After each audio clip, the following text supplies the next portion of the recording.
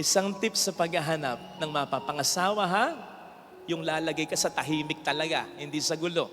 Ang hanapin mo ay makadiyos. Wag lang pare, ha?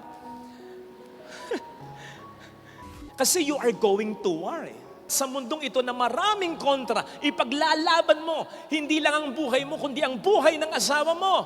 At ang buhay ng magiging mga anak ninyo at magiging mga apo. You are really going to war. Ang taong makadiyos, hindi yan namang iiwan sapagkat maliwanag sa kanya ang babala ni Jesus. Sa Mateo 19, ang pinagsama ng Diyos, huwag paghihiwalayin ng tao. Ang taong tunay na makadiyos, may takot sa Diyos. Alam niya ang kanyang asawa ay binigay sa kanya ng Diyos. Alam niya na ang kanyang anak ay bigay sa kanya ng Diyos. Alam niya na ang kanyang mga magulang, ang kanyang mga kapatid ay bigay sa kanya, regalo sa kanya ng Diyos. Kaya, ano nga po ba ang sikreto para sa isang matatag na pamilya? Well, wag na po tayong lumayo sapagkat ngayon naman ay kapistahan ng banal na pamilya. Ang banal na pamilyang tumanas ng matitinding mga problema pero nanatiling solid na magkakasama. Ano nga ba ang sikreto nila? Well, alam nating nagmamahalan sila pero sa palagay ko, merong isa na mas mahalaga pa dyan eh. Nagbunsod lamang ito ng pagmamahalan ngayon eh. Ano yon? Ang pagiging makadiyos nila. Given na rin na makadiyos si Jesus sapagkat siya ay Diyos. Pero sana wag nating ma-overlook ang pagiging makadiyos din ni Jose at ni Maria. Natatandaan po ninyo yung naging bate ng anghel kay Mama Mary? Matuwa ka, Maria, sapagkat ikaw ay kalugod-lugod sa Diyos. Kailan ba natin sinasabing kalugod-lugod ang isang bagay o ang isang tao? Kapag natutuwa tayong tingnan siya, nakakalugod, nakakatuwang tingnan. Ganon si Maria sa Diyos. Bago pa yung annunciation, natutuwa na ang Diyos kay Mama Mary. Sapagkat si Mama Mary ay mabuting tao, makadiyos. Ganon din si Jose. Ang pagka-describe sa kanya, he was a righteous man. Matuwid na tao, sumusunod sa mga utos ng Diyos, and therefore, makadiyos. So nakita po ninyo ang sikreto? Pagiging makadiyos.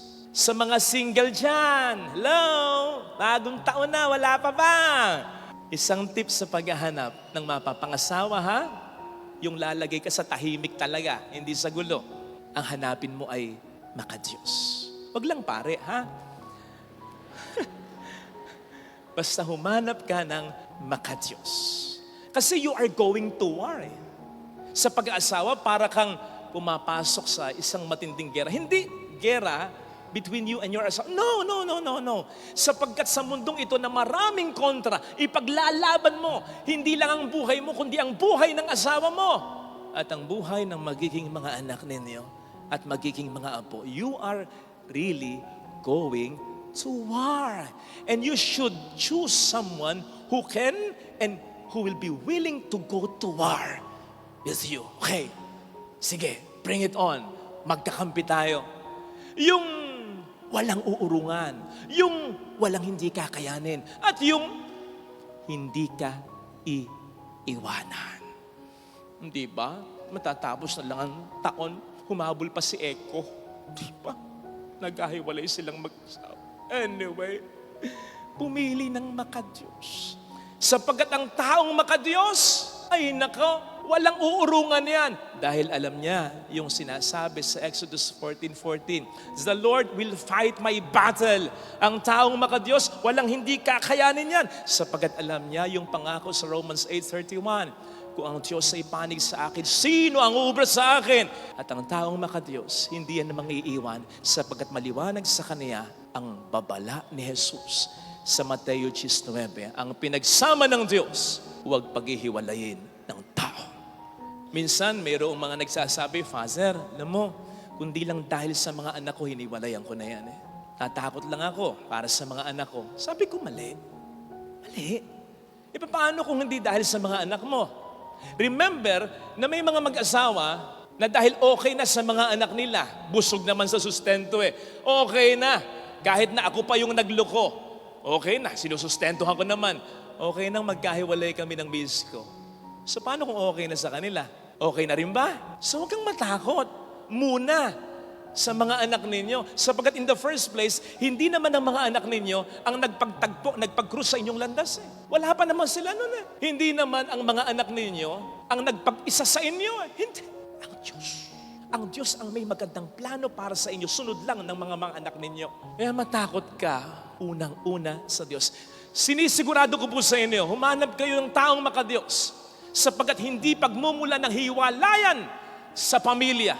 Ang taong tunay, yung taong tunay na makadiyos. Sinasabi kong tunay na makadiyos. Yung iba sa inyo, minsan nagpapabless pa ng motor. Papabless ka pa ng motor, ang isinasakay mo, kabit mo. Yung taong tunay na makadiyos, hindi pagmumulan niya ng paghihiwalay sa pamilya. Dahil ang taong tunay na makadiyos, may takot sa Diyos. Alam niya ang kanyang asawa ay binigay sa kanya ng Diyos. Alam niya na ang kanyang anak ay bigay sa kanya ng Diyos. Alam niya na ang kanyang mga magulang, ang kanyang mga kapatid ay bigay sa kanya, regalo sa kanya ng Diyos. Kaya dapat niyang alagaan sapagkat kung hindi, mananagot siya sa Diyos. In connection with this, ang taong makadiyos. Ang pamilyang makadiyos, sumusunod sa mga utos ng Diyos. Kung mapansin po ninyo sa ating gospel reading, ang recurring phrase ay according to the law of God, in accordance with the law of God, under the prescriptions of the law. Napansin po ninyo?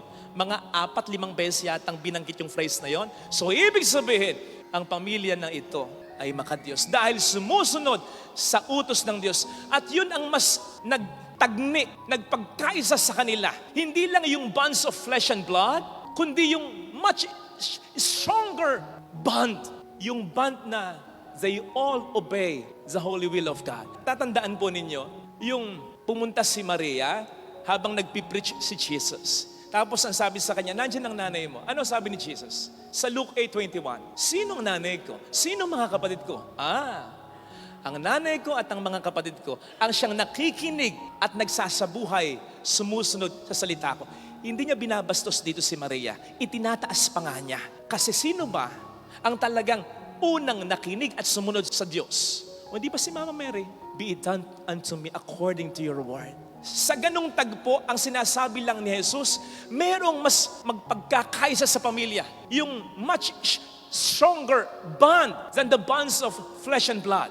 Hindi lang yung magkakadugo, magkakalaman kayo, kundi yung lahat kayo sumusunod sa utos ng Diyos.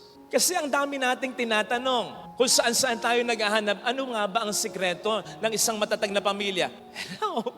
Sabihin ni Lord, eto, sinabi ko na sa inyo, nasa Bible, di ba?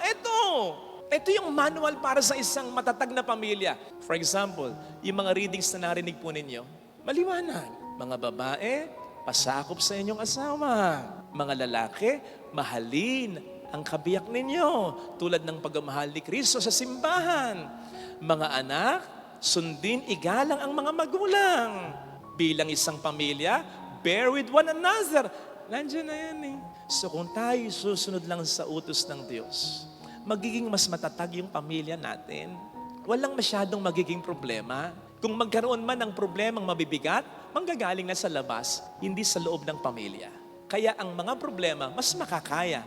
Ang mahirap kasi yung lagi kong sinasabi, yung problema na galing sa taong dapat ay kakampi mo sa pagdadala at pagharap sa problema, sa gera, siya pang nagbibigay ng gera sa buhay mo, ng problema sa pamilya. Yun ang mas masakit doon, yun ang mas mahirap doon Hindi ko alam kung natatandaan ninyo, yung encouragement ko dati, na sana ang bawat bahay natin ay gawin talaga nating tahanan. Pag sinabing tahanan, lugar kung saan tayo dapat tumatahan. Okay? Kasi sa labas ng ating bahay o tahanan, malamang sa umiyak tayo Kung saan ka nagtatrabaho, kung saan nag-aaral, kung saan ka mang mapunta. Kasi pwedeng may taong may manloko sa'yo, may magchismis sa'yo, pwedeng sa school may mangbuli sa'yo.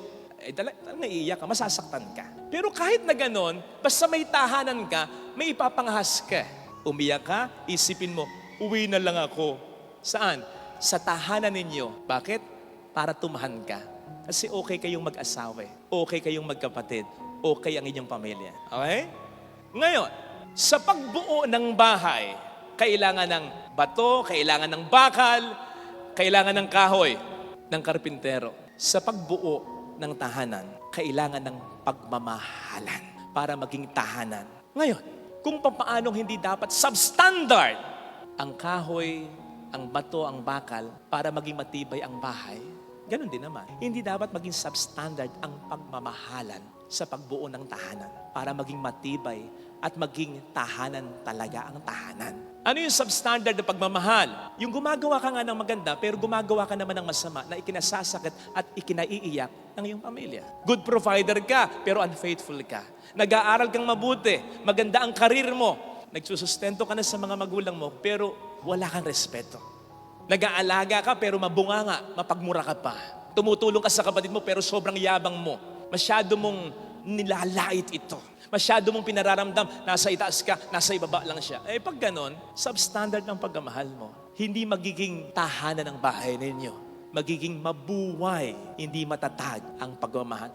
Para bang nakakakita ka ng isang bahay na sa tingin mo napakaganda, napakatibay, pero inaanay. It's just a matter of time. Guguho na rin niya, babagsak na rin niya. So dapat may pagmamahalan, hindi substandard na pagmamahalan. Otherwise, hindi mo gugustuhin uwian ang tahanang yan. Kasi imbis na tumahan ka, mas iiyak ka lang. Merong kumausap sa akin, matanda, babae, nakikiusap siya na sana gumawa ako ng paraan para mapasok siya sa home for the aged. So sa aking pagtatanong, meron namang bahay, meron namang anak. Kaya lang sabi niya, Father, hindi ko na matake Sinasaktan ako pag nakukulitan sa akin. Pag nagdudumi ako, minumura ako, Father, nanliliit ako. Anak ko, minumura ako. Kaya, kahit sa iba na lang, hindi ko sigurado kung aalagaan ako sa home for the aged. Pero kahit na saktan ako dun, kahit na murahin ako dun, at least iba. Hindi anak ko. Mas masakit pag anak ko Pupunta siya sa isang bahay na hindi niya bahay. Hindi niya alam kung yung bahay na yon ay magiging tahanan niya. Kung saan siya pwedeng makonsol, tumahan. Hindi niya alam kung yun ay magiging tahanan para sa kanya. Pero okay na yun kasi ang masakit sa kanya, yung itinuturing niyang dapat ay tahanan niya. Yun ang mas nagpapaiyak sa kanya. At least, umiyak man ako, Father, doon sa ibang bahay na hindi sa tahanan ko, hindi sa bahay ko. Sabi nga natin, di ba? Aanhin mo ang bahay na bato kung ang nakatira ay kwago. Mainam na yung bahay kubo kung ang nakatira ay tao. Pag sinabing tao, nagpapakatao, nagpapakaasawa, nagpapakaama, nagpapakaina. Madaling maging ama, madaling maging ina, mahirap magpakaama kung paanong madaling maging tao, pero mahirap magpakatao, nagpapakaanak, kapatid sa kapatid niya, kapatid. Hindi tayo iba. Dapat paras lang tayong dalawa. Dapat ganon. Kasi kapag hindi ganon, ay masahol ka pa sa hayop pag ganon. Kasi ang hayop, kumikilala ng kapatid Kumikilala ng anak Kumikilala ng amo. Pag amo ka niyan, tatahulan ka ba? Hindi. Kakagating ka ba? Hindi. Mabuti pa yung aso. Ikaw, tao tayo. Hindi mo ba nakikilala? Hindi ka marunong kumilala? Asawa mo yan. O nanay man lang at least siya ng mga anak mo. Tatay man lang at least siya ng mga anak ninyo. Kapatid mo yan. Nanay mo yan. Tatay mo yan. Ano ba naman? Masahol tayo sa hayop pag ganyan. Hindi tahanan yan. Nakita ko po sa FB, may isang post doon, kuha ito sa loob ng isang eroplano na lumapag na, nag-touchdown na. Ang title niya ay Paskong Pinoy, something like that. Galing daw ang eroplano sa siya at ang ibang mga OFWs sa Hong Kong. Lumapag dito, magpapasko. Pagka-touchdown pa lang daw ng eroplano, sigawan na mga Pilipino. Yay! Woo! Sumakit daw halos yung ulo ng flight attendant sa pagbabawal sa mga Pilipino. Kasi nagtatayuan na kinukuha na yung mga maleta kahit hindi naka-full stop pa. At nang sabihin na the door is open, hay nako, sigawan na. Excited umuwi. Bakit? Dahil magpapasko, hindi ba sila pwedeng magpasko sa ibang lugar? Sa pinanggalingan nila? Siguradong mas maganda mga tanawin doon, mas makulay doon, mas makaka-relax pa sila. Magbakasyon na lang sila, wala pang aabala sa kanila, walang manghihingi ng pera. Pero bakit nga ba masaya? Bakit ganon ang reaction? Bakit excited sila? Kasi may uuwi ang pamilya. At hindi lang basta pamilya, kundi pamilyang nagmamahalan. Kahit ba't maabala sila sa bahay nila, hingan sila ng pera, hindi mapahinga ang katawan nila, mapapahinga naman ang loob nila, lalo pat kung ang uuwian nilang bahay ay tahanan talaga. Sapagkat malamang sa pinagtatrabahuhan nila, nangungulila, umiiyak sila. Baka binabasto sila ng amo nila. Baka may mga racist doon, pinagkakaisahan sila ng ibang tao. Umiyak sila. Kaya excited silang umuwi dito sa kanilang pamilyang nagmamahalan, sa kanilang bahay na totoong tahanan. Ganun sana. I just wonder, kung may isa sa pasaheros na yan na niloko ng asawa, kung may isa sa pasaheros na yan na may pasaway na anak, kung may isa sa pasaheros na yan na may mortal na kaaway na kapatid niya, hindi sisigaw ng ganyan yan.